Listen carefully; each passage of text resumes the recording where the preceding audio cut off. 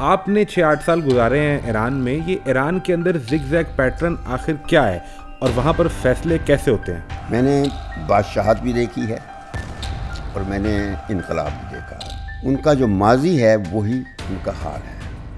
جو کچھ وہ کرتے آئے ہیں وہی آج کر رہے ہیں. ہیومنگس طاقت تھی دونوں کی، اسرائیل کی اور امریکہ کی. جس طریقے سے انہوں نے پچھاڑا ہے دونوں کو، یہ مجھے بھی یاد آتا کہ یہ حسینی کیفیت تھی. اس کے بغیر نہیں ہو سکتا. ایران شاید اس حد تک پہنچ چکا ہے کہ جہاں وہ نیوکلیئر ٹیسٹ کر کے ایک نیوکلیئر طاقت بن سکتا ہے، کیونکہ ایران کے عوام کے اندر ایک سوچ ہے کہ آج اگر ہم ایٹمی طاقت ہوتے تو یہ جنگ ہم پر مسلط نہ کی جاتی، ہمارے سپریم لیڈر کو قتل نہ کیا جاتا، ہماری ٹاپ لیڈرشپ کو نہ مارا جاتا. United States is great enough to turn the world all over again. Today, the Americans are no longer superpower. لیکن کیا ایسی آپشن ایران ابھی کو ڈیل کر سکتا ہے کہ ہم کبھی نیوکلیئر نہیں بنائیں گے؟ ایران کا نیوکلیئر پروگرام ہے، یہ امریکہ نے بنایا تھا شاہ کے زمانے میں 1950s میں. جہاز میں بیٹھے ایک چٹھی ملتی ہے، ایک پرچی ملتی ہے جس پر لکھا تھا کہ mister Shamshad you will be burned alive baked and roasted. کون تھے دھمکیاں دینے والے؟ وہ صرف ایک نہیں تھا، وہ ایک ذہنیت ہے پاکستان میں جس کو کہتے ہیں نا نیوکلیئر اپارتھائڈ. آج بھی وہی چیز ہو رہی ہے، اس وقت بھی ہو رہی تھی جب انڈیا اور پاکستان میدان میں تھے. اس وقت دھمکیاں میں فون آیا کہیں سے، کسی ملک سے آپ سے رابطہ کر کے کہا گیا ہو کہ مت کریں ورنہ ہم آپ کے ساتھ یہ کر دیں گے؟ پریزیڈنٹ کلنٹن 4-5 دفعہ فون آیا اور مشرف کو کہا تھا کہ بی کیئرفل. سارا جو ان کا غصہ ہے وہ ہم پہ گرے گا. BBC لکھتا ہے کہ ایک ایسی ویب سائٹ ہے جس کے ذریعے اب تک جنگ پر جوا لگا کے بیٹ لگا کے اربوں ڈالر کما لیے گئے ہیں. تو کیا بیٹا ہے اور وہ اس کا بیٹا جو وہ اپ اینڈ ڈاؤن جو ہے نا وہ اس کے بیٹے کے ذریعے سے وائٹ ہاؤس سے ہوتا ہے کنٹرول، وہ وہاں سے ہوتا ہے. تو یہ مذاکرات کا دوسرا کوئی راؤنڈ ہو پائے گا؟ کوئی امن معاہدہ ہوگا؟ اس کا مستقبل کیا ہوگا؟ میرا نہیں خیال اب کوئی گنجائش ہے اس میں. کہیں ایسا تو نہیں ہوگا کہ اگر یہ معاملہ لمبا چلتا ہے تو ایران اور عرب امارات آمنے سامنے آ جائیں؟ امارات جو ہے نا اس کی مینٹیلٹی 5 ریاستوں سے مختلف ہے. دنیا کا ورلڈ آرڈر تبدیل ہوگا اور اس نئے ورلڈ آرڈر میں پاکستان کی پوزیشن کیا ہوگی؟ ورلڈ آرڈر چینج ہونا شروع ہو چکا ہے. America is no longer a super power.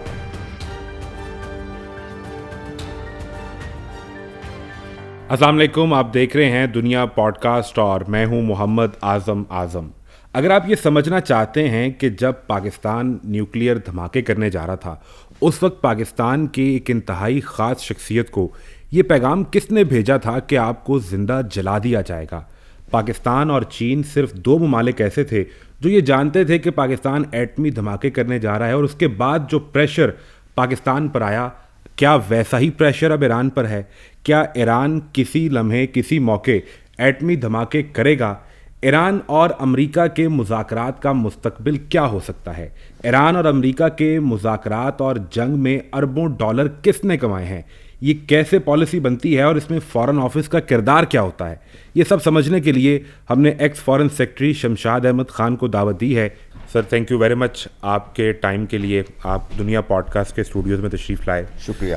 ہم بات تو کریں گے ایران اور امریکہ کی جنگ، ایران کا نیوکلیئر پروگرام اور کیا ایران اسے روک دے گا یا آگے لے کر چلے گا، لیکن میں اس سے پہلے آپ کو تھوڑا سا پیچھے لے کے جانا چاہتا ہوں اور وہ حالات اور اس وقت کا پریشر سمجھنا چاہتا ہوں کہ جب آپ چین گئے 98 میں اور آپ نے جا کے انہیں بتایا کہ پاکستان ایٹمی تجربہ کرنے جا رہا ہے، اور پوری دنیا میں صرف 2 ملکوں کو پتہ تھا کہ یہ ہونے والا ہے، ایک پاکستان کو اور دوسرا چین کو.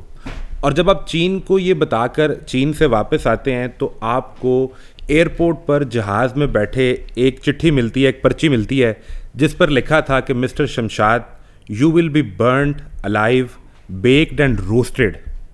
اتنا پریشر، یہ پیغام کہاں سے تھا؟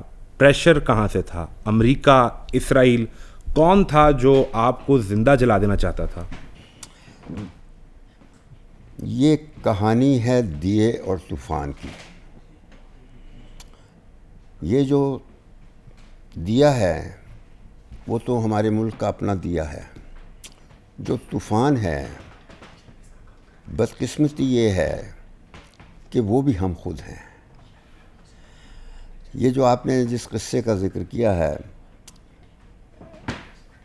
اینیکڈوٹ کا, یہ میری زندگی کا ون آف دی مومنٹس ہیں. کئی چیزیں ایسی ہوئیں اور سم ہاؤ میرا جو پیریڈ تھا فارن سیکرٹری شپ کا 3 سال, وہ بڑے مومنٹس پیریڈ تھے. یعنی ایک سٹیج وہ تھی کہ جب مجھے پتہ چلا تھا فارن سیکرٹری مجھے بنایا جا رہا ہے, تو میں نہیں چاہتا تھا فارن سیکرٹری بننا, کیونکہ میرے اوپر 2 سینئر چھوڑ کر مجھے بنایا جا رہا تھا. تو I tried to get out of it. بہرحال وہ وقت گزر گیا, میں فارن سروس میں آ گیا. پوسٹنگ میری پہلی بائی چوائس مجھے دی گئی اور میں تہران چلا گیا. وہاں 2 دفعہ آیا پریزیڈنٹ, اور میں بہت امپریس ہوا the way he used to talk to the شاہ.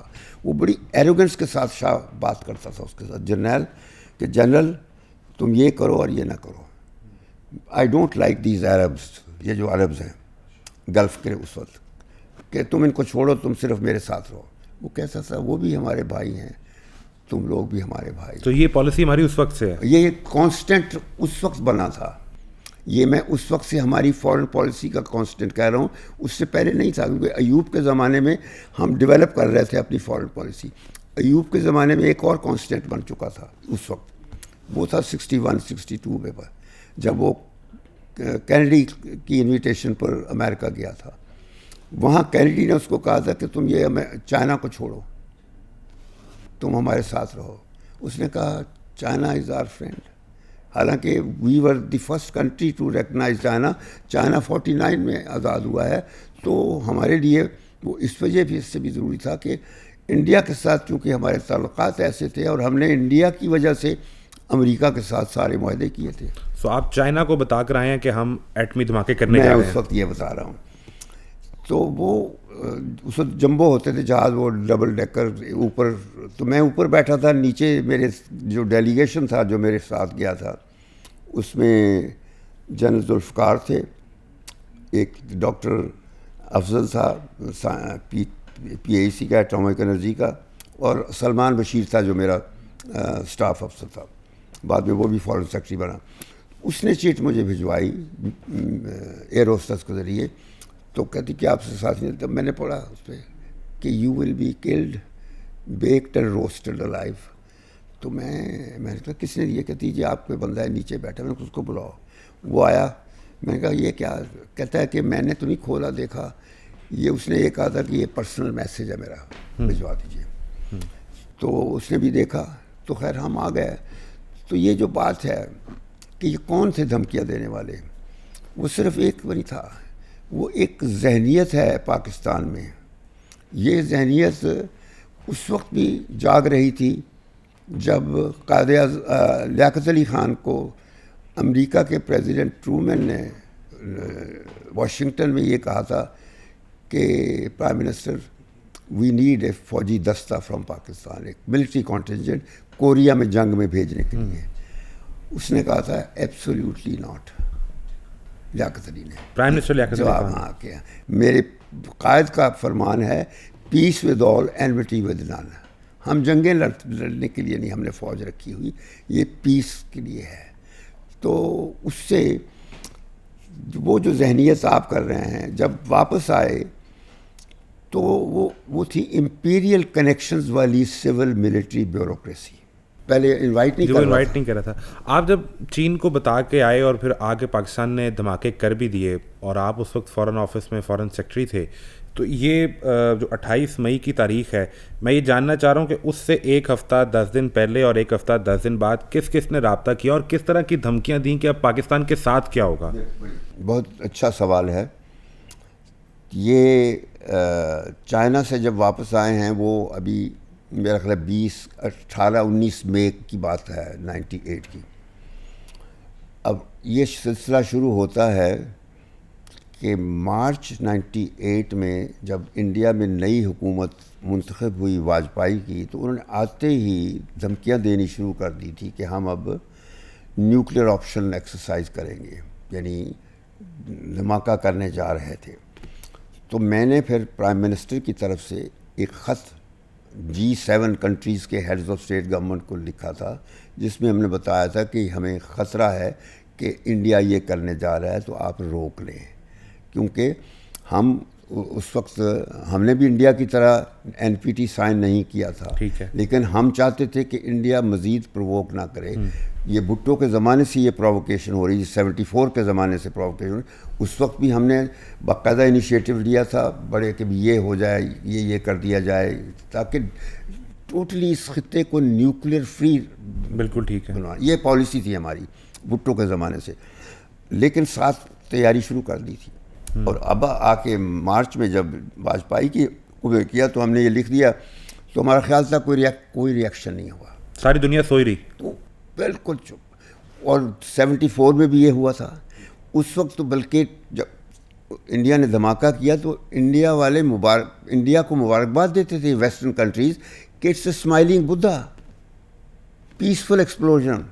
تو یہ ویسٹ کی ڈبل پالیسی نہیں تھی؟ بہت بڑی, یہی تو بات ہے, اصل تو یہی چیز ہے, اور یہی آج ہے. یہ میں بتا رہا ہوں کہ یہ ہے جس کو کہتے ہیں نا نیوکلیر اپارتھائڈ, جو آپ نے کہا ہے نا ویسٹ کی, یہ نیوکلیر اپارتھائڈ آج بھی وہی چیز ہو رہی ہے. اس وقت بھی ہو رہی تھی جب انڈیا اور پاکستان میدان میں تھے, اور نتیجہ یہ ہوا کہ انڈیا نے پہل کی, 2 دفعہ کیا. پہلی دفعہ ایک دھماکہ کیا 98 میں, اس نے 5 دھماکے کیے, اور ہمارے پاس چوائس نہیں چھوڑی. اور that's what I had gone to inform the Chinese that we are going to test. انہوں نے ہمیں مشورہ دیا تھا کہ تمہیں مشکلات پڑے گی. میں نے کہا جی ہم no matter what we have decided to go ahead. تو انہوں نے کہا تھا ہم کیا کر سکتے. میں نے کہا بس جو آپ کو ضرورت ہوگی وہ بتا دیں گے, ہمیں ڈپلومیٹک سپورٹ چاہیے ہوگی آپ سے. اور انہوں نے پورے طریقے سے دی, زبردست طریقے سے ڈپلومیٹک سپورٹ دی. تو خیر یہ باتیں تو میں مختصر طور پر بتا رہا ہوں کہ یہ جو پالیسی ہے. اس وقت دھمکیاں میں فون آیا کہیں سے, کسی ملک سے آپ سے رابطہ کر کے کہا گیا ہو کہ مت کریں ورنہ ہم آپ کے ساتھ یہ کر دیں گے؟ نہیں, میں بتا دوں, مجھے پریزیڈنٹ کلنٹن 4-5 دفعہ فون آیا. یہ کہانی جب قزاقستان گئے ہوئے تھے ہم 10 مئی 98 کو, وہاں ایک سمٹ میٹنگ تھی ECO کی. یہ وہ ECO جو RCD کہلاتی تھی ایوب خان کے زمانے میں, 3 ممبروں کی تھی, ایران, پاکستان, ترکی. اور پھر اس کا میں سیکرٹری جنرل بنا دیا گیا تھا 92 میں, یہ تہران بیسڈ. تو میں نے سیکرٹری جنرل بننے کے بعد, یہ 92 میں اس وقت سوویت یونین ٹوٹ گیا تھا, تو اس کی نئی ریاستوں کو میں نے جا کے اپروچ کیا اور ان کو اس کا ممبر بنایا, اور 10 ممبروں کی آرگنائزیشن بنا دیا تھا. تو یہ ان کی سمٹ ہو رہی تھی وہاں, پہلی سمٹ کر رہے تھے قزاقستان میں. تو وہاں میرے اسٹاف افسر کا فون آتا ہے کہ سر انڈیا نے دھماکے کر دیے ہیں. تو اور بتایا کہ 3 دھماکے کیے, اس وقت 3 ہوئے تھے ابھی. تو میں دوڑا نواز شریف کے کمرے میں گیا. اس وقت ہم اوپننگ کے بعد لنچ کر کے آئے تھے, آرام کے بعد پھر شام کو سیشن ہونا تھا اس کا. تو میں گیا, میں نے بتایا, ان کے ساتھ میری پنجابی میں گفتگو دی. کہتے شاہ صاحب اسی ہن کی کر رہا ہے. میں کہا جی اسی جواب دیں گے دا. کہتے اچھا کس طرح. میں کہا جی انہوں نے نیوکلیر ٹیسٹ کیتے نے, اسی نیوکلیر ٹیسٹ کریں گے. تو میں کہا تسی مینوں اجازت دیو تو میں ہنے آرمی چیف نو فون کرنا, کیونکہ اسی تیاری کیتی ہے.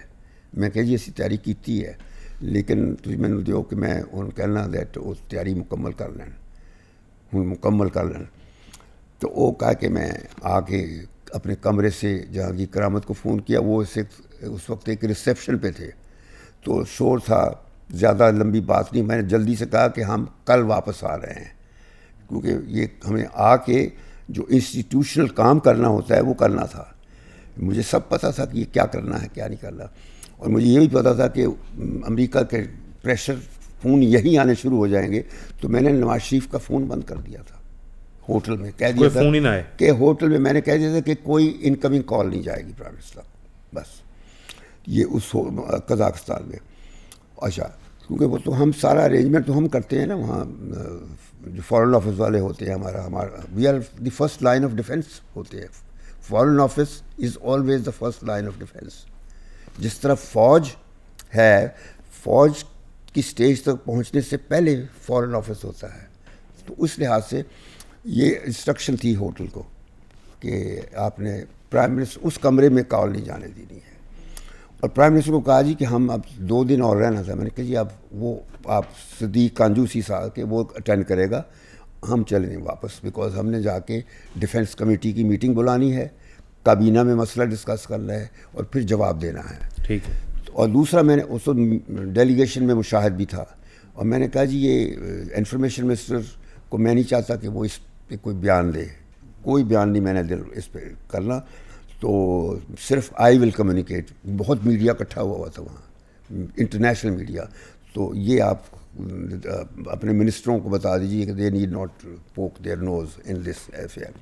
وہی ہوا, نکلے باہر تو ہوٹل کے باہر, تو ایک فکرے میں نے جواب دے دیا کہ we are in no hurry, we will study the situation and then take a decision. بس اگلے دن ہم آ گئے, اور مجھے یہ پتہ تھا کہ امریکہ سے ہوگا. آج وہاں پہنچتے ہی مجھے آ گیا جو اسٹیٹ ڈپارٹمنٹ سے جو نمبر 2 تھا ان کا, نمبر 3, اس کا میسج آیا ہوا تھا کہ فیکس کا, کہ انڈیا نے بڑا غلط کام کیا ہے but you don't do this. یہ تھا. تو میں نے وہ رکھ لیا, جواب نہیں دیا. میں نے پرائم منسٹر کو کہا کہ جی میٹنگ شروع کریں, کابینہ کی میٹنگ بلائے یا ڈیفینس کمیٹی کی. تو اس سے پہلے مجھے میسج ایک امریکن ایمبیسڈر لے کر آیا کہ جی ڈیلیگیشن آ رہا ہے, جو مائی کاؤنٹر پارٹ اسٹوپ ٹیلبرٹ, جو انڈیا امریکہ کا جو ڈپٹی سیکرٹری ہوتا ہے وہ ہمارے فارن سیکرٹری کے برابر ہوتا ہے, کہ جی وہ he is coming to meet you. تو اور اچانک اس نے یہ کہا کہ جی وہ they have boarded the plane, they are ready to leave. تو میں نے کہا نہیں, stop them, I am not in a position to receive them. میں صاف کہا. تو وہ جہاز پہ بیٹھ چکے تھے ٹیمپا میں. ٹیمپا از دی ہیڈ کوارٹر آف سینٹ کام. یہ جو آپ نے نام سنا نا, ان کا ہیڈ کوارٹر ہے وہاں فلوریڈا میں. تو آپ نے وہیں روک دیا وہاں پہ. اور اس ڈیلیگیشن میں سینٹ کام کمانڈر بھی تھا, جنرل زینی, اور 5-7 بندے تھے. یہ ڈیلیگیشن کی جو کمپوزیشن بعد میں بنتی ہے اس میں یہ سب لوگ تھے. جہاز میں بیٹھ چکے تھے, میرے کہنے پر رکوا دیا میں نے. تو انہوں نے فون کیا آرمی چیف کو, جنرل کرامت کو, کہ جی یہ فارن سیکرٹری نے ہمیں روک دیا ہے. انہوں نے مجھ سے پوچھا. میں نے کہا جی how can I meet them without کوئی انسٹیٹیوشنل یہاں فیصلہ ہونا نہیں, تو میں تو جب تک میں کوئی ڈیلیگیشن سے بات نہیں کروں گا. تو ہی ایگریڈ, ہماری بات جو درست ہوگی اس کو تو درست ہی کرنی پڑے گی نا. تو وہ ہوا. تو وہ پھر فائنلی 15 تاریخ کو آئے. اس وقت ہم وی ور کلیئر. بس ہم نے جو پوزیشن لینی تھی وہ یہی تھی کہ ابھی ہم ڈیسائیڈ نہیں کریں گے, جو بھی فیصلہ ہوگا وہ پھر بعد میں ہم اپنے سپریم نیشنل ٹیسٹ میں کریں گے.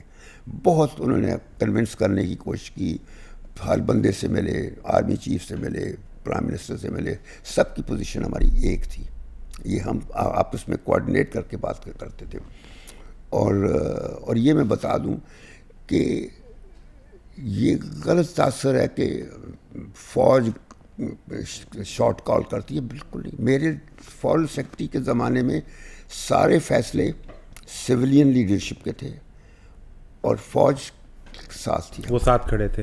بل یہ ایک لمبی تاریخ ہے, اور ابھی ہم مئی کے مہینے میں داخل ہو رہے ہیں.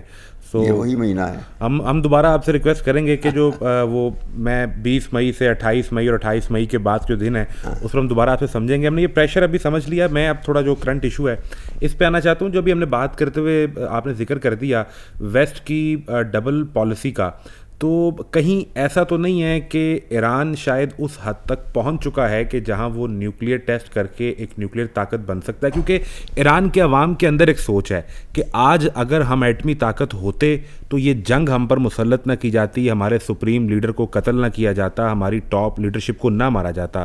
کیا ایران ایسا پلان تو نہیں کر رہا کہ جنگ کے فوری بعد یا آگے پیچھے کہیں وہ یہ ظاہر کر دیں کہ now we are nuclear power? دیکھیں یہ ساری سچویشن اسی وجہ سے ارائز ہوئی ہے کہ آج کی دنیا میں might always considered wrong has never been claimed so right. یعنی اس سے پہلے کبھی اس طریقے سے مائٹ کو اتنا رائٹ نہیں کلیم کیا گیا جتنا ڈونلڈ ٹرمپ نے کیا ہے. But he is not supported by anybody, not even in his own country. He doesn't have any supporter.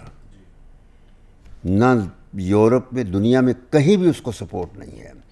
یہ صرف ایک پاگل شخص کر سکتا ہے, میں آپ کو صاف کہوں گا, جس کو یہ نہیں پتا کہ جس یونائٹڈ نیشنز کو اس نے بالکل کرپل کر کے رکھا ہوا ہے, یہ یونائٹڈ نیشنز پوری دنیا نے انڈر امریکن لیڈرشپ یہ بنائی گئی تھی, اور it was supposed to be the کہتے ہیں نا last hope for mankind's peace and prosperity.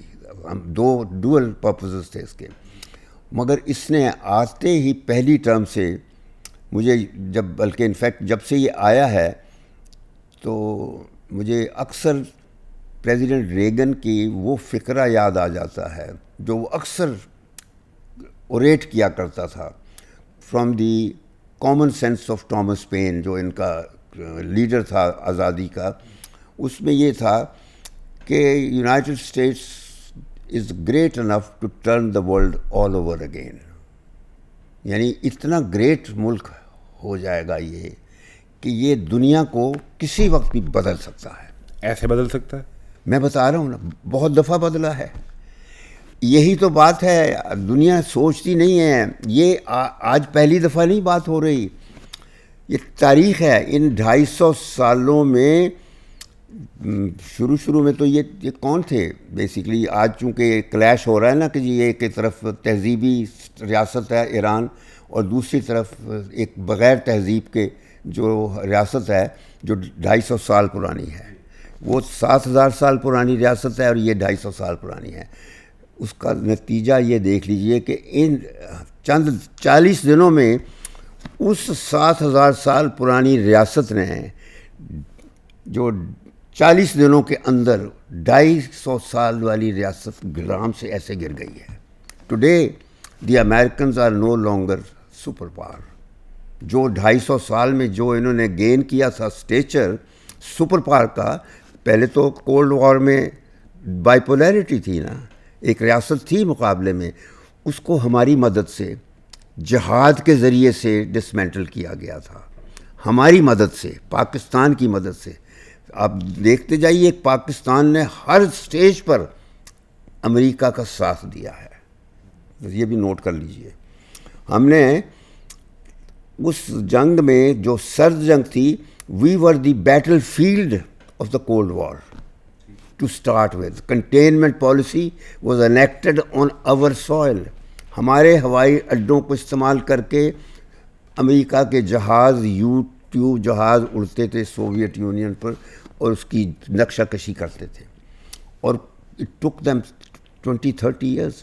اور اس دوران میں ہم امریکہ کے کیمپوں کا حصہ بن گئے, سیٹو, سینٹو, بائیلیٹرل ڈیفینس ٹریٹیز وغیرہ. تو یہ پہلا تھا. اس کے بعد پھر دوسرا آ جاتا ہے, کیونکہ فار دی امیریکنز بیسیکلی ان کا ابھی ایک دشمن گیا تھا, جو انہوں نے دشمن بنائے دیکھے ہوتے ہیں, حالانکہ یہ پارٹنرز تھے. سیکنڈ ورلڈ وار میں they were the partners, Soviets against Germany.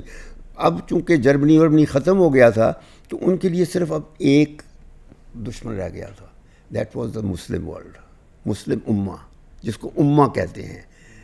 وہ عرب لوگ تو جانتے نہیں کہ وہ مسلم امہ کیا ہے, صرف پاکستان میں وہ امہ کا لفظ یاد رکھا جاتا ہے.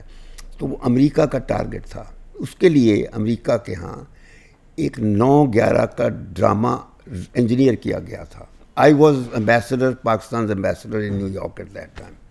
9/11 کے ٹائم, 9/11 کے وقت. اس میں میں اپنی آنکھوں کے سامنے سب کچھ دیکھ رہا تھا. میں نے مشرف کو ایک فوراً میسج شام کو بھیجا تھا, کیونکہ نیو یارک مینہٹن بالکل طوفان آیا ہوا تھا کہ اسکائی لائن بدل گیا ہے مینہٹن کا, دنیا کا اسکائی لائن بدلنے والا ہے. اور مشرف کو کہا تھا کہ بی کیئرفل, اب سارا جو ان کا غصہ ہے وہ ہم پہ گرے گا. And you have to be very careful. تم پہ فیس. اس کے بعد تو جو کچھ ہوا وہ آپ کو پتا ہے, سب نے دیکھا. ایران کے ہاں چونکہ آپ نے 6-8 سال وہاں گزارے ہیں, کیا ایران کسی سٹیج پر یہ فیصلہ کر سکتا ہے؟ ایک فتویٰ تو موجود تھا علی خامنائی کا کہ ہم نیوکلیئر نہیں بنائیں گے, اور وہ اسے اسلام کے خلاف سمجھتے ہیں کہ کیسا ہتھیار جو پبلک میسکر کرے تو وہ اس کو اسلام کے دین کے خلاف سمجھتے تھے. لیکن کیا ایسی آپشن ایران ابھی کو ڈیل کر سکتا ہے کہ ہم کبھی نیوکلیئر نہیں بنائیں گے اور امریکی پابندیاں ختم ہوں, یہ جنگ ختم ہو اور ہم تیل بیچ سکیں, ہم ٹریڈ کر سکیں؟ کیا ایران میں کبھی کوئی ایسی آپشن ہو سکتی ہے کہ ہم کبھی نیوکلیئر نہیں بنائیں گے؟ میں بتاؤں, پہلے ذرا میں اپنا پچھلا ذرا مکمل کر لوں, وہ پوائنٹ غلط رہ جائے گا کہ جو میں نے کہا کہ مسلم دنیا کو انہوں نے کرنے کے لیے 9/11 انجینئر کیا تھا, اور اس میں پھر انہوں نے افغانستان سے شروع کیا, پھر عراق گئے, پھر اس کے بعد لیبیا گئے, ایجپٹ گئے, سیریا گئے, اور اس سارے پروسیس میں یہ خلیج کی ریاستیں بھی شامل تھیں. پیسہ ان کا ہوتا تھا, لڑنے والے بھی ان کے ہوتے تھے, صرف ان کا پالیسی ہوتی تھی واشنگٹن کی, اور اس طریقے سے انہوں نے لڑا تھا بڑی کہ مسلمز ٹو فائٹ مسلمز. پہلے انہوں نے مسلمانوں کے ذریعے سوویت یونین کو ختم کیا تھا, پھر مسلمانوں کو اب مسلمان پٹڈ اگینسٹ مسلمز, یہ ان کی باقاعدہ پالیسی بنائی تھی, اور دس از واٹ از کنٹینیوئنگ. اب یہ وہی پالیسی چل رہی تھی جب یہ ڈونلڈ ٹرمپ جو ہے اپنی پہلی ٹرم میں آ جاتا ہے. ٹھیک ہے, میں آپ ایران کے بعد میں بتاؤں گا. یہ پہلی ٹرمپ میں آتے ہی یہ وہی اس نے ہی انہیریٹڈ جو کچھ بھی اس وقت اوباما کے وقت ہو رہا تھا. اوباما کو ایک نوبیل پرائز مل چکا تھا for doing nothing. It was a Nobel for doing nothing, because ابھی وہ منتخب ہوا چند مہینوں بعد ہی اناؤنس کر دیا تھا فار واٹ ایور ریزن. اس کے بھی اوبسیشن تھی آتے ہی کہ میں نے بھی نوبل لینا ہے. لیکن یہ نوبل سے پہلے جو پہلی ٹرم میں کرایا تھا, دنیا کو تہس نہس پہلے ہی کر دیا تھا. پہلی ٹرم اس کی شروع ہوتی ہے 16 to 20 کی تھی, جو 2016 سے 20 تک کی. تو 17 کی جنوری میں یہ پریزیڈنٹ چارج لیتا ہے, اور اس نے پہلا کام یہ کیا کہ جو کہ آپ نے جو سوال کیا ہے, نیوکلیئر ڈیل تھا, بہت زبردست نیگوشیٹ کیا گیا. 9 سال لگے تھے اس کو, اور امریکہ کی وہ کہنے پہ. اور یہ جو ایران کا نیوکلیئر پروگرام ہے یہ امریکہ نے بنایا تھا شاہ کے زمانے میں 1950s میں. تو انقلاب کے بعد امریکہ کو, کیونکہ وہ اس وقت ابھی سرد جنگ لڑ رہا تھا اور اس کی بڑی پری آکوپیشن تھی, اس ایران کے نیوکلیئر پہ اس نے توجہ ہی نہیں دی تھی. اس کے بعد تو دیکھا جائے تو زیادہ انڈیا پاکستان ان ایشوز پہ امریکہ انوالو رہا ہے. تو یہاں آ کر پھر 2000 جب 9/11 کے بعد جب شروع ہے, اس وقت پھر یہ نیوکلیئر 2002 میں شروع کیا انہوں نے. اس وقت تک عراق اور افغانستان پہ حملے شروع ہو چکے تھے, اور اس کے بعد پھر یہ ہوا کہ امریکہ نے ایک 5+1 ٹیم بنائی جنہوں نے نیگوشیٹ کیا. 9 سال لگے اور مکمل ایگریمنٹ تھا, وہ سائن ہو گیا جولائی 2015 کو. اس نے آ کے وہ اسکریچ کر دیا, اور صرف نیتن یاہو کے کہنے پہ. اور اس کو تو اور کوئی سمجھ نہیں, نہ کوئی وہاں کی کانگریس سے کسی نے اس کو کہا, نہ اسٹیٹ ڈپارٹمنٹ نے کہا. اس کے آرڈرز آتے تھے نیتن یاہو سے. تو اس وقت تو ایپسٹین فائلز نہیں آئی تھیں؟ آئی تو نہیں تھی, مگر یہ ایپسٹین میں کا پروڈکٹ ضرور تھا. یہ بلیک میل تب سے ہو, یہ آف کورس وہ شروع تو اسی وجہ سے تو ہوتی ہے. ہی از دی کی پروڈکٹ آف ایپسٹین یہ جو ہے. اور وہ ایسے ہے کہ یہ جواری جوا کھیلنے والا, کسینوز بنائے. نیو جرسی کا بڑا زبردست وہ جو جوا خانہ ہوتا تھا, مجھے اب تک یاد ہے, ہم بھی جب تھے وہاں جاتے تھے ویکینڈز وغیرہ پہ, تھوڑا بہت شغل کر کے آ جاتے تھے. تو مقصد میرا کہنے کا ہے کہ یہ امریکہ نے اپنی وہی پالیسیاں جاری, جنگوں والی پالیسیاں, کہ ہم نے مسلم دنیا کو ختم کرنا ہے. اور اس کے اندر آ کے اس پریزیڈنٹس اس کی ٹرمپ کے نیتن یاہو پیدا ہو جاتا ہے. حالانکہ نیتن یاہو پہلے ہر پریزیڈنٹ پیچھے لگا ہوتا تھا کہ تم یہ کرو، تو اس کو اسرائیل کو وہ مدد کرتے رہے، اس کو نیوکلرائز بھی کر دیا انہوں نے، نیوکلیر ویپنز دے دیے. ان امریکہ کے صدر سارے ایکچولی نکسن کے زمانے سے یہ ساری پالیسی ان کی تھی. تو نیتنیاہو کہنے پہ یہ JCPOA سے نکل گیا، وہ ہو گیا، وہ کینسل. دوسرا پھر اس نے یہ فوراً دوسرا سٹیپ لیا کہ جیروسلم کو اسرائیل کا کیپٹل ریکگنائز کر لیا، اور اس to reinforce that decision, کیونکہ آج تک کسی امریکن پریزیڈنٹ کی جرت نہیں پڑی تھی کہ جیروسلم کو ادھر شفٹ، کیونکہ مسلم دنیا کے لیے بہت پیوٹل ایشو تھا یہ. اس نے کوئی پرواہ نہیں کی اور امریکن سفارت خانہ وہاں شفٹ کر دیا. نتیجے میں کنڈمنیشنز ہوئیں. ہم نے پاکستان نے ان لیڈ رول پلے کیا، OIC کی میٹنگ وغیرہ کی جس میں کنڈیم کر دیا گیا، سیکیورٹی کونسل میں کنڈیم کر دیا گیا، لیکن اس کو کوئی فرق نہیں پڑتا تھا. میں نے کہا نا اس کو نہ اپروول لینے کے لیے نہ اس کو یہ ایک فرق ہے کوئی کنڈیمنیشن کیا کرتا ہے. اس نے تو بلکہ یہ کہہ دیا تھا پہلے میں کہ یہ multilateral bodies are meaningless. جی یہ کہہ دیا وہ ہے. تو یہ 2 قدم. تیسرا قدم اس نے پہلی ٹرم میں اٹھایا وہ تھا ابراہم اکارڈز، اور اس کے مطابق اس نے نیتنیاہو کو کہا تھا کہ تم بالکل بے فکر ہو، میں تمہیں ساری مسلم دنیا سے ریکگنیشن کرواؤں گا. اس کو کبھی وہ تاریخ نہیں پتہ کہ فلسطین کی ہسٹری کیا ہے، یہ بنا کیسے تھا، فلسطین کیسے بنا تھا اور اسرائیل کیسے، اس نے کبھی پڑھی بھی نہیں ہوگی یہ ہسٹری. یہ کہانی شروع ہوتی ہے 1916 سے اور 1917 سے، جب وہ بیلفور نے ڈکلیریشن آ کے اس نے کہا تھا کہ یہ جو دھمکیاں دیتے ہیں کہ تہذیب ختم کر دوں گا، وہ تہذیب پڑھتے کہاں ہوں گے، بہت سی چیزیں ہوئی. تو اس طرح یہ ہو گیا. اس نے یہ پہلی ٹرم میں یہ کیا، پھر اس کی ٹرم ختم ہو جاتی ہے، پھر آ جاتا ہے وہ. بائیڈن کی جو ٹرم تھی، اگرچہ وہ نالیک بندہ تھا بالکل، اس کے ظاہر ہے کہ اس کو بڑی ناراضگی تھی کہ یہ الیکشن ہار گیا تھا اس سے، تو اس کو ہمیشہ کرٹیسائز کرتا ہے، اور اس نے اس کی پالیسیوں خلاف ہر چیز وہ کی تھی. لیکن جب اس نے دوسری ٹرم کے لیے آنا تھا تو مزے کی بات یہ ہے کہ فلسطینیوں نے اسرائیل کے ساتھ پنگا لے لیا، کیونکہ اور وہ جسٹیفائڈ تھا بیکاز دے نیو کہ یہ آئے گا، اس نے پھر وہی فائل کھول لینی ہے ابراہم اکارڈز کی. اور نتیجہ یہ نکلا اس کی بلیسنگ کے ساتھ نیتنیاہو نے ان پہ جو ظلم کیے ہیں وہ دنیا کی جینوسائڈز میں باقاعدہ ایک نیا چیپٹر تھا. ایک یعنی جو تھا افریقہ میں ہوئی تھی، کہاں جینوسائڈ کلنگز ہوئی تھی روانڈا کی، تو اس کے بعد یہاں پہ یہ ہوا. تو وہ انہوں نے but they succeeded in ensuring that Saudi Arabia doesn't recognise Israel. آج تک ہمت نہیں پڑی ہے تو نہیں ہوا. So they succeeded eventually. یہ اس بندے نے اس کو غازہ کو وہ جو کیا ریزورٹ بنانا ہے، وہ تو وہاں ریئل اسٹیٹ کا کاروبار کرنا چاہ رہے ہیں. یہ اس کی بڑی کمزوری ہے.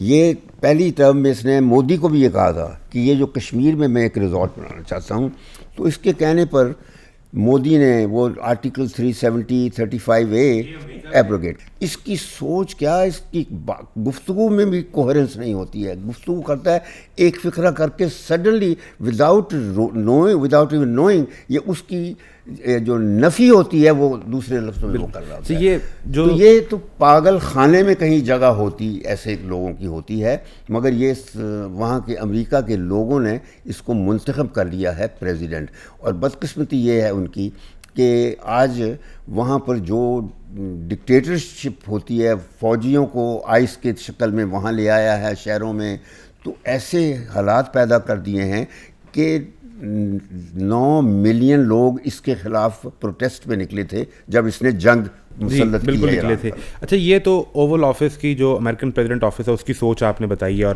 اس کو بڑا تفصیل سے بتایا ہے.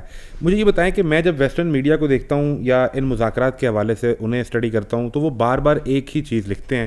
وہ کہتے ہیں کہ ایران میں حکومت زگ زیگ پیٹرن کی ہے، ایران میں پاور ڈیسیژن اور power infrastructure zig zag pattern ہے، ایران میں نیگوشیٹر زگ زیگ پیٹرن کے ہیں.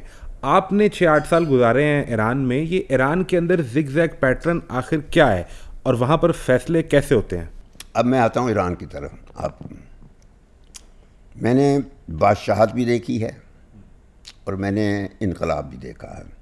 بلکہ جب میں پہلی ٹرم میں بادشاہت کے دوران میں نے اپنا کیریئر شروع کیا تھا, یو ول بی سرپرائز کہ میری جو انیشل رپورٹس تھیں, میں جب رپورٹس منسٹری کو بھیجتا تھا after assessing making my assessment on Iranian situation, میں لکھا کرتا تھا کہ یہاں پہ انقلاب ناگزیر ہے. اچھا, یہ 67 میں یہ لکھتا تھا, اور میں نے کبھی تبدیل نہیں کیا وہ اپنا ویو. میں وہاں سے ٹرانسفر ہو کے بھی چلا گیا 69 میں, لیکن میں نے کہا تھا کہ یہ انقلاب آئے گا because there was so much of مغربیت ان ایران کہ میں سرپرائز ہو گیا کہ اتنی مغربیت تو مغرب میں نہیں کہیں بھی جتنی ایران میں تھی, ایران میں شاہ کے زمانے میں. بالکل. تو اس کے بعد وہی ہوا کہ اٹ ٹک دم 10 years. 79 میں وہ ہوا, انقلاب آیا تو وہ آ گیا. لیکن شہنشاہ کی جو حکومت تھی وہ آمریت تھی پوری, کوئی شک نہیں. وہاں جو ایک سواک ہوتی تھی ایجنسی, وہ سپریشن کی ماہر تھی. یعنی یہ جو موساد اور سواک, یہ چونکہ ایران کے تعلقات بھی تھے ان کے ساتھ اس بادشاہ کے زمانے سے, تو یہ اکٹھی تھی ایجنسیاں کام کرتی تھیں. تو وہ 79 کے بعد پھر میں بعد میں پھر انقلاب کے بعد جب گیا تو وہاں حالات بدل چکے تھے. وہاں پھر یہ لوگ امریکن جو تھے نیوکلیئر پہ کوئی توجہ نہیں تھی کیونکہ دوسرے مسئلوں میں تھے. پھر آ کے انہوں نے وہ 2002 میں ریز کیا اس کو, 2006 میں پھر نیگوسیشن شروع ہوئی, 2015 میں پھر وہ ایگریمنٹ سائن ہوا. تو یہ سب ایران پہ توجہ امریکہ کی اس طریقے سے آئی تھی. ایران کے اندر زگ زیگ پیٹرن حکومت کا یا نیگوشیٹ کرنے کا وہ کس طرح ڈیولپ ہوا؟ میں کہتا ہوں وہاں پہ وہ کیسے نیگوشیٹر ہیں؟ یہ میں بتا دوں کہ ان کی تاریخ میں جو میں نے نوٹ کی, اور میں نے اپنی کتاب میں بھی یہ لکھا ہوا ہے کہ in their case their past is their present. ان کا جو ماضی ہے وہی ان کا حال ہے. جو کچھ وہ کرتے آئے ہیں وہی آج کر رہے ہیں. اور اتنی کنسسٹنٹ قوم ہے, دلیر قوم ہے, بہادر قوم ہے, پرنسپلڈ قوم ہے. وہ چیز یہ اور چیز ہے کہ وہ بادشاہت کے زمانے میں سپریشن پہ آ جاتے ہیں. تو وہ ظلم تو جب ایک ریلیجس حکومت ہوئی ہے اس کے بعد بھی ہوا ہے, ہوتے ہیں. یہ تو فارم آف گورنمنٹ ہے نا. یہ تو جب ہماری خلافتیں بھی آتی تھی وہاں بھی بہت کچھ ہوا ہے. لیکن جب جنگیں پھر ہوتی ہیں پھر اس وقت دیکھنا ہوتا ہے کہ یہ کس طرف تھے. یہ جب اس جنگ کو دیکھنے کے بعد تو مجھے تو یہ لگا تھا کہ میں نے یہ دیکھا دا وے دے فاٹ, یعنی اتنی ہیومنگس طاقت تھی دونوں کی, اسرائیل کی اور امریکہ کی, جس طریقے سے انہوں نے پچھاڑا ہے دونوں کو. یہ مجھے بھی یاد آ کہ یہ حسینی کیفیت ہے, یہ حسینی کیفیت تھی, اس کے بغیر نہیں ہو سکتا. اور واقعی یہ حسینی کیفیت ہے, اور یہ اس ذہنیت کو کوئی پچھاڑ بھی نہیں سکتا. بالکل ٹھیک ہے. یہ میں بتا دوں, یہ جذباتی بات نہیں میں کر رہا, یہ حقیقت ہے. ایران کے کانٹیکسٹ میں بتا رہا ہوں کہ میں نے کل بھی کسی جگہ کہا ہے کہ جتنا مرضی اس کو یہ دھمکیاں دے دے یہ نہیں ہٹیں گے. اپنی جس پہ آ گئے ہیں یہ انہوں نے تو یہ آبنائے ہرمز کو تو انہوں نے قابو ہی نہیں کیا تھا. وہ کچھ ایک اشعار ہے نا کہ جتنا دبا دیں گے یہ اتنا ہی ابھرے گا, اسلام کی فطرت میں یہ رکھ دیا گیا ہے. لیکن میں جو آپ سے سمجھنا چاہ رہا ہوں کہ پھر اگر کوئی یہ سوچتا ہے کہ ایران کے اندر نیوکلیئر پر کمپرومائز کر لیا جائے یا ایک قدم پیچھے ہٹ جائیں, وہ سوال پاسبلٹی ہے یا نہیں؟ دیکھیے اس میں یہ ہے کہ انہوں نے اتنی ریسرچ کی ہوئی ہے کہ نیوکلیئر جو ہے اٹس اے ٹیکنالوجی, اور نیوکلیئر ٹیکنالوجی جو کوئی ایسی چیز نہیں ہے کہ یہ کہ گوبھی کا پودا ہے یا میتھی کا پودا ہے جو صرف کسی کے بیک یارڈ میں ہی اگایا جا سکتا ہے اور کہیں نہیں اگایا جا سکتا. یہ غلط ہے. یہ ان لوگوں نے, جن لوگوں نے نیوکلیئر کیپبلٹی حاصل کی ہوئی ہے وہ کسی وجہ سے کی تھی نا. وہ سرد جنگ کے کانٹیکس میں 5 بڑی طاقتیں بن گئی تھیں, اور یہ جو دوسری طاقتیں ہیں پاکستان اور انڈیا, یہ تھی ان کے لائیو ڈسپیوٹس تھے ایسے. جس کے کانٹیکسٹ میں وہ بنے. ایران نے اپنی کنوکشن تھی ان کی ایک ریلیجس فتوے کی وجہ سے انہوں نے اپنے آپ کو نیوکلیئر ویپن سے دور رکھا, کیمیکل ویپن سے دور رکھا. کبھی نہیں یہ دوسری صدام حسین وغیرہ وہ استعمال کرتے رہے مگر انہوں نے کبھی نہیں کیا. لیکن جتنا پریشر ڈالیں گے اتنا الٹ اثر ہوتا ہے. اور ایران نے بہت کوشش کی تھی ان کو سمجھانے کی کہ دیکھو یہ اس حد تک یہ جو میرا حق ہے انریچمنٹ کا وہ آرٹیکل 4 میں NPT کا آرٹیکل 4 ہے, it makes it an inalienable right. جس طرح یہ جو ہوتا ہے نا سیلف ڈٹرمنیشن ایک انیلینیبل رائٹ ہے پیپلز کا, اسی طرح انیلینیبل رائٹ ہے nuclear enrichment of the naan signatories of the NPT. تو مقصد میرا کہنے کا ہے کہ ایران نے بڑے فیتھفلی وہ ٹریٹی سائن کیا تھا, جو کہ اس نے وہ کیا اسی واسطے کیا تھا کہ ایران کو کھڑا کرے ایسے جگہ جہاں پہ یہ ڈیفینڈ نہ کر سکے. اور وہ اس کے پیچھے ایک ہی بندہ ہے نیتنیاہو. اچھا ایک چیز تو نیوکلیئر کا بات مسئلہ میں یہ کہہ رہا ہوں کہ یہ نارتھ کوریا کا بھی یہی تھا, انہوں نے ابھی چھوڑ کے تو آج وہ نیوکلیئر ویپن چھوڑے ہر قسم کا ویپن ہے. تو نیوکلیئر ویپن بنانا جو ہے یہ کوئی مشکل کام نہیں ہے. اگر انہوں نے کوئی اس کے لیے اسپیئر نہ چھوڑی کوئی کوشش, ہر اتنی لے جائیں گے تو اب ایران اس سٹیج پہ پہنچ گیا ہے جہاں وہ اپنی سروائیول کی خاطر ہر کچھ کر سکتا ہے, ہر چیز کر سکتا ہے. بالکل ٹھیک ہے.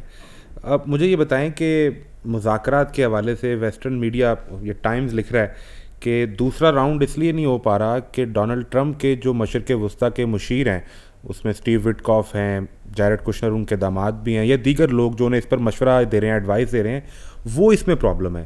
پھر BBC لکھتا ہے کہ ایک ایسی ویب سائٹ ہے جس کے ذریعے اب تک جنگ پر جوا لگا کے بیٹ لگا کے اربوں ڈالر کما لیے گئے ہیں. تو کیا بیٹا ہے اور وہ اس کا بیٹا جو وہ اپ اینڈ ڈاؤن جو ہے نا وہ اس کے بیٹے کے ذریعے سے وائٹ ہاؤس سے ہوتا ہے کنٹرول, وہ وہاں سے ہوتا ہے. بالکل. تو یہ مذاکرات کا دوسرا کوئی راؤنڈ ہو پائے گا, کوئی امن معاہدہ ہوگا, اس کا مستقبل کیا ہوگا؟ میرا نہیں خیال اب کوئی گنجائش ہے اس میں, کیونکہ اب جس قسم کے یہ سگنلز دے رہا ہے اس سے تو یہی لگتا ہے. لیکن یو نیور نو. اگین میں کہہ رہا ہوں نا کہ اس میں کوئی کنسسٹنسی نہیں ہے. اگر اندر پریشر اتنا بڑھ گیا اس کے لیے کہ جس پہ یہ مجبور ہو جائے کہ یہ سارا سلسلہ ہی کہہ کہ چھوڑ دیا, بس جہاں پہ ہے اسٹیٹس کو چھوڑ دیں.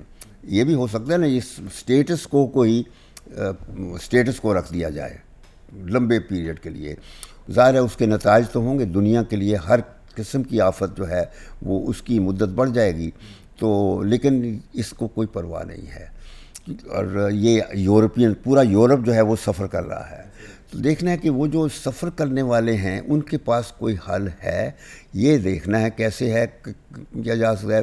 اور پاکستان بڑی اچھی کوشش کر رہا ہے, لیکن بات وہاں کامیاب ہوتی ہے اس قسم کی سفارتکاری کی جہاں کوئی ریزنیبل بندہ ہو, جہاں وہ بندہ ہی اور ہے. جب پہلی باری وائس پریزیڈنٹ آیا تھا ان کا, وہ تو ایگریمنٹ تو اس سٹیج پہ یہ پہنچ گئے تھے کہ سائن ہو سکتا تھا, لیکن وہ اس کے پاس مینڈیٹ نہیں تھا, اور اس مینڈیٹ دیا ہی نہ تھا اس نے کسی کو. تو جو برڈن وہ ایران پہ ڈال رہے ہیں کہ ان کے پاس بات چیت نہیں ہو رہی تھی, رابطہ نہیں ہو رہا تھا, وہ اصل میں وہ نہیں تھا. وہ اس نے کہہ گیا تھا کہ بھی بس وہاں ہو گیا تھا, اب پھر ہم آ گئے ہیں. بس یہ بات یہ ہے کہ وینس جو ہے وہ غلط بات نہیں کرے گا, لیکن یہ غلط باتیں کرتا ہے, اس کو اس طریقے سے ڈسٹورشن کے ساتھ پیش کرتا ہے کہ یہ ان کا سسٹم کئی فیصلہ کرنے والا وہ ہے, یعنی عجیب مس ریپرزینٹ کرنا وہ کر رہا ہے.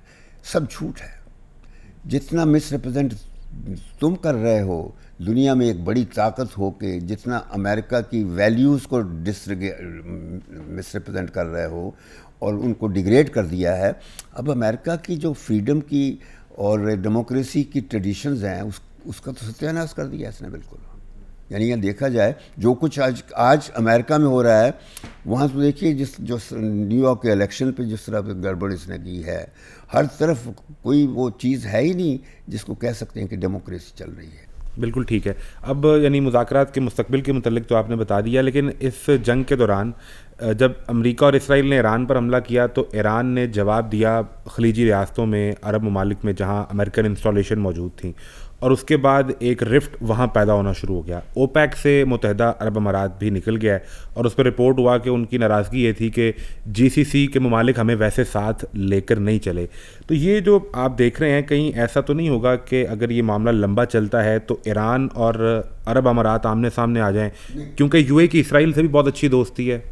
دیکھیں، بات یہ ہے کہ یہ جو خلیج کی ریاستیں ہیں، ایران خلیج کی ریاستیں، یہ ان کے تعلقات بڑے پرانے عداوت جی ہیں، اور یہ میں نے آپ کو بتایا کہ ہمارا کانسٹنٹ فارن پالیسی کا دونوں ہمارے بھائی ہیں. بلکہ پتہ نہیں میں نے آپ سے تو ذکر نہیں کیا، لیکن اس وقت 98 کی بات ہے کہ ایک دن نواز شریف نے مجھے کہا کہ شمشاد صاحب جی کل ریاض جا رہے ہیں. اب وہ کہیں ہمارے پروگرام میں نہیں تھا، کچھ پلان نہیں تھا، سڈنلی آ گیا. ابھی وہ ملا ربانی طالبان کا پرائم منسٹر تھا، ملا عمر کے بعد جو ان کا نمبر 2 تھا ملا ربانی، وہ چیف گیسٹ تھا ہمارے 23 مارچ کے فنکشن پہ. وہ اس سلامی اس کی ہو کے تو مجھے اس کے بعد یہ کہتا ہے کہ جی کل، میں کہ جی کل کہ تھائی لینڈ کا کراؤن پرنس آ رہا ہے اور میٹنگیں تھیں، تو کہتا ہے شمشاد صاحب، میں کہتا ہے کہ کل جا رہے ہیں. بس وہ ٹھیک ہو گیا، اسی کل چلے گئے. راستے میں جہاز کے اندر میں اب وہاں جا کے سعودیوں کے ساتھ بات چیت کرنی تھی، تو انہوں نے مجھے ایک کاغذ نکالا، نواز شریف نے، وہ ان کا کیبن الگ سے ہوتا ہے نا وہاں، تو نکالا. تو میں نے جب دیکھا تو وہ ڈرافٹ تھا ایک معاہدے کا. تو یہ نہیں کہ کون کنٹری کس کے ساتھ کیسا، وہ بس جو ہوتا ہے نا ڈرافٹ. تو میں نے کہا جی یہ کس نے بنایا ہے؟ کہتے تو یہ چھوڑو، تو یہ دیکھو. تو میں کہا جی یہ دس از پیورلی اینٹی ایران معاہدہ ہے، یعنی وہ خلیج کی ریاستوں کی طرف سے ایران کے خلاف معاہدہ تھا. تو میں نے اس کو کہا کہ یہ ہم سائن نہیں کر سکتے، یہ ہماری فارن پالیسی کا اصول نہیں ہے کہ ہم عربوں کے ساتھ تعلقات ایران کی کاسٹ پہ کریں گے، یہ نہیں ہو سکتا. تو میں نے پھر اس کو کہا کہ ایک منٹ، میں فارن منسٹر کو، گور یوب بھی بیٹھا تھا ادھر، میں نے کہا جی میں اس کو لاتا ہوں اس کو میں نے بلا لیا ادھر. تو وہ بھی آ گیا، انہوں نے بھی دیکھا، کہتا بہت وہ بھی سرپرائز ہو گیا. تو ہم دونوں نے پرسویڈڈ کہ یہ معاہدہ نہیں ہونے دیا. تو وہاں سعودیوں کے ساتھ پھر اس وقت 98 میں مجھے نہیں پتا کہ وہ ٹریٹی سعودیوں کے ساتھ سائن ہونا تھا یا شیخ تھا، کیونکہ تعلقات ان کے دونوں کے ساتھ تھے، کراؤن پرنس عبداللہ اور ادھر شیخ زائد تھا. اب یہ کیا تھا، شیخ زائد نے اس کو دیا تھا یا کیا تھا وہ نہیں پتا، لیکن جو اب سعودیوں کے ساتھ ہمارا ایگریمنٹ ہے یہ وہی معاہدہ تھا. یعنی اب جو سائن ہوا ہے تو وہ اب تو اٹ واز آبویسلی جو میری نظر میں تھا، لیکن اب جو سائن ہوا ہے وہ تو اسرائیل کے خلاف ہے نا. میں نے کہا نا ابراہم اکارڈ جو اب سائن ہوا ہے، نہیں وہ ابراہم اکارڈ تھا. Basically it was meant to, یہ اب میں جس طرف آنے والا ہوں نا آپ سے کہ یہ جو سارا سلسلہ ہے خلیج کی ریاستیں پوسٹ جنگ کے بعد جو جی وہ کیا منظرنامہ ہوگا، وہ ایسے ہے کہ ایک ایسا سیناریو بنے گا جہاں ہمیں یہ امریکن بیسز کو ریموو کرنا ہوگا، لیکن ان خلیج کی ریاستوں کی سیکیورٹی کو گارنٹی کرنا ہوگا. پاکستان کو نہیں، میں بتاتا ہوں کہ نہ وہ پاکستان کر سکتا ہے، نہ چائنا کر سکتا ہے، نہ رشیا کر سکتا ہے. یہی تو چیز ہے. یہ میں 2023 سے میں نے پلان بنایا ہوا تھا، اور وہ میں نے 2 پیجز کا مسلم نیٹو کہ ایک ایگریمنٹ سائن کریں گے 10 یا 12 ریاستیں مسلمانوں کی، جو ایران، پاکستان، ترکی 3، یہ 6 ریاستیں خلیج کی، 9، 10واں ایجپٹ، 11واں ملیشیا، 12واں انڈونیشیا. تو آپ کو اب بھی لگتا ہے کہ یہ مسلم نیٹو بنے گا؟ میں بتاؤں، میں مسلم نیٹو نہیں کہتا، میں کہتا ہوں ایک ریجنل آرکیٹیکچر بنانا ہے. ریجن کا، اس ریجن کا ایک نیا آرکیٹیکچر سیکیورٹی کا ہوگا. میں ابھی بھی کہہ رہا ہوں کہ پہلے میں نے 10-12، مگر اب جو حالات بن رہے ہیں نا ان میں اس کو ایکسپینڈ کر رہا ہوں. اس میں اسرائیل بھی لے آؤں گا، اور میں بالکل یعنی ایسا ایک آرکیٹیکچر ہوگا جس کا مجھے نمونہ اس کا مجھے مل گیا ہے 2002 میں عربوں نے ایک سمٹ ہوئی تھی لیبنان میں، جس میں انہوں نے اپنا فلسطین کا سارا حل پرپوز کیا تھا. میں نے اس کو بیسک بنانا ہے، اس کی بیسس پہ ہم نے عربوں اور اسرائیل کو اکٹھے کرنا ہے، اور سب ایک مل کر ایک اپنی جو ہے نا سیکیورٹی کی ضمانت دیں گے. کلیکٹیو سیکیورٹی کا معاہدہ ہوگا، اس میں اسرائیل بھی شامل ہوگا، اسرائیل کو ریکگنائز کیا جائے گا، لیکن وہ اس کے اندر ابراہم اکارڈ کی بات ہی کر رہے ہیں نا. وہ شرطیں ہیں. آپ جا کے یہ ابراہم اکارڈ تو اس جو یہ کیا نام ہے ٹرمپ، اس کے ذہن میں تو کوئی چیز ہے ہی نہیں ہے جو ابراہم اکارڈ سوچ کے رہتا ہے. وہ تو ابراہم اکارڈ تو بیسیکلی وہ کیا وٹکاف یا کشنر، اس کے جو دو پٹھو ہیں نا، ایک داماد ہے اور ایک دوسرا یہودی ہے، جو ساری دنیا کی ورلڈ وائڈ مفادات امریکہ کے ان کو مینیج کرتے ہیں. ویسے ایک گروپ تو بن چکا ہے نا، ابھی وہ مذاکرات میں سامنے آیا، پاکستان، سعودی عرب، ترکیہ، ایجپٹ، اور پھر یہ روس بھی اور چین بھی. یہ کنسلٹیٹو تھا. میں بتاؤں نا، یہ چیز فلیکسیبل رہے گی. یہ اس وقت جب بات چیت شروع ہوگی، مجھے نہیں پتا ہمارے لوگ ان باتوں کو سوچ رہے ہیں نہیں، لیکن میں سوچتا رہتا ہوں. میں نے 2023 میں وہ پیپر بنایا تھا. اب میں مزید اس کو ایکسپینڈ کر کے میں کر رہا ہوں کہ لیبنان بیروت انیشیٹو اس کو کہتے ہیں، Beirut initiative. Crown prince Abdullah was the architect. وہ ول بی دا بیسس. اس کے مطابق یہ ہے کہ اسرائیل کو فلسطین کی ریاست ایکسیپٹ کرنی ہوگی، اور ود بارڈر 67 کے بارڈر جو ہیں وہ ریسٹور کیے جائیں گے، اور اسرائیل جو ہے وہ بھی اپنے جو مقبوضہ قبضے ہیں ان کو چھوڑے گا، ریفیوجیز کو. ایک پیس فار آل ہوگا. تو بات یہ ہے. تو وہ میں چاہتا ہوں کہ بیروت انیشیٹو کو بیسس بنا کے ہمیں ایک اور اب سیکیورٹی آرکیٹیکچر بنانا ہوگا اس خطے میں امن لانے کے لیے.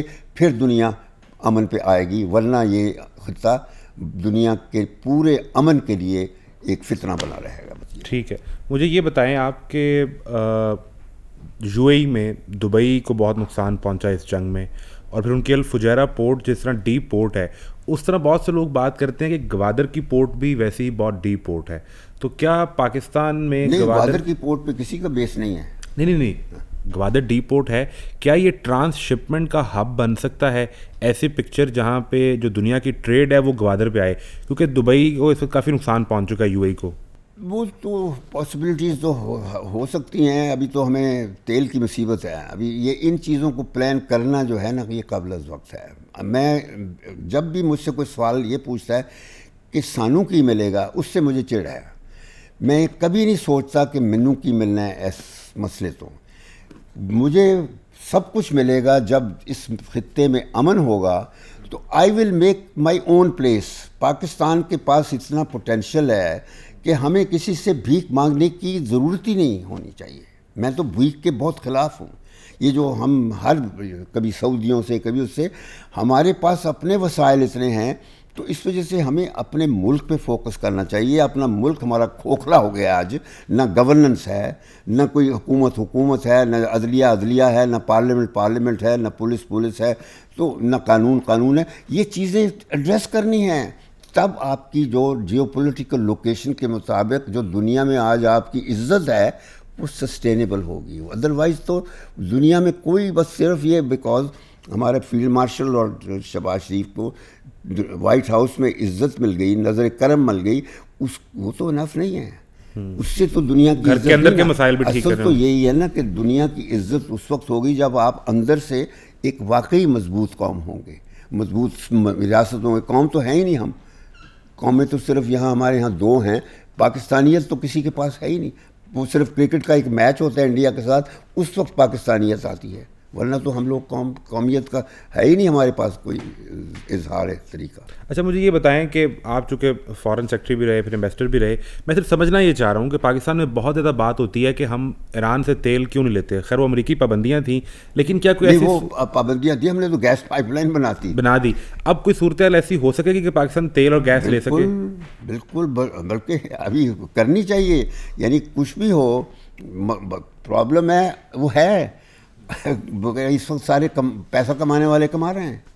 وہ آ رہا ہے گیس آپ وہاں سے ایران سے, تو یہ تو جا کے دیکھیے علاقے میں پریکٹیکل کیا ہو رہا ہے. عام آدمی کے لیے کرنا چاہیے, ہر چیز یہ سب کے لیے ہونی چاہیے. وہ اسمگل ہو رہا ہے, تو یہ جو اسمگلنگ کا چکر ہے نا, یہ اس میں ہمارے اپنے لوگ انوالو ہوتے ہیں, اور یہ بڑی پرانی چیز ہے. یہ ایک پرانی بحث ہے. یہ بتائیں کہ ابھی آپ نے ذکر کیا پاکستان کی جیو پولیٹیکل جو لوکیشن ہے, اور پھر جس طرح ابھی ہم مذاکرات کروا رہے ہیں, دنیا کا ورلڈ آرڈر تبدیل ہوگا, اور اس نئے ورلڈ آرڈر میں پاکستان کی پوزیشن کیا ہوگی؟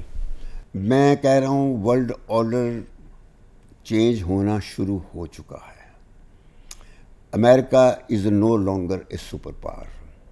Europe will now emerge as one entity as another super power, جو ہے نا چائنا, رشیا, یورپ اور امریکہ, یہ چار اس طرح سے ہوگی. پاکستان اور یہ جو ایک نیا الٹرنیٹیو میں کہہ رہا ہوں اس خطے میں ایک نیا آرکیٹیکچر بنانا ہے, وہ اس میں ہم انڈیا کو بھی شامل کریں گے. میں آپ کو بتا دوں, قطع نظر اس کے کہ ہمارے بڑے اختلافات ہیں, یہ ہمیں نہیں ڈینائی کرنا کہ انڈیا ایک ریجنل پاور ہے, اور ہم تو گریٹر پیس کے لیے, اصل پیس کے لیے نا. یہ جو مودی کے ہوتے ہوئے India will remain in shadows.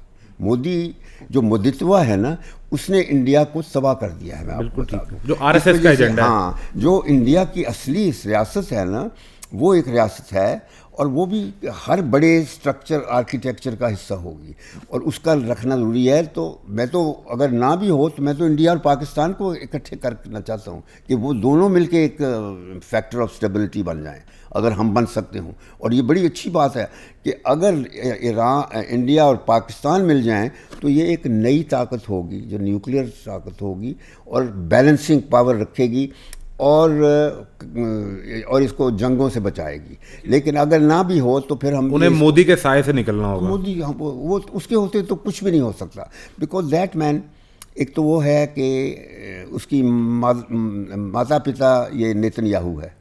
جی وہ تو انہوں نے کہا بھی وہ ابھی دورے پہ, مدر لینڈ اور فادر لینڈ اور پتہ نہیں کیا, مدر لینڈ فادر. تو یہ ایک جہاں بھی جس ملک میں بھی اس قسم کے پاگل لوگ آ جائیں, جس طرح امریکہ کی قسمت میں بھی ایک ایسا لیڈر آ گیا ہے جو صحیح توازن نہیں ہے, اس کا ذہنی توازن نہیں ہے. تو یہ چیزیں سوچنی چاہیے, اور ہمیں کم از کم یہ دیکھنا ہے کہ ہمیں اپنے لیے کیا کرنا ہے. ہمیں یہ نہیں کہ اس کے لیے ہم نے کیا کرنا ہے, ہمیں یہ سوچنا ہے کہ ہم نے اپنے لیے کیا کرنا ہے, اور وہ یہی ہے کہ اپنے گھر کو ٹھیک کریں.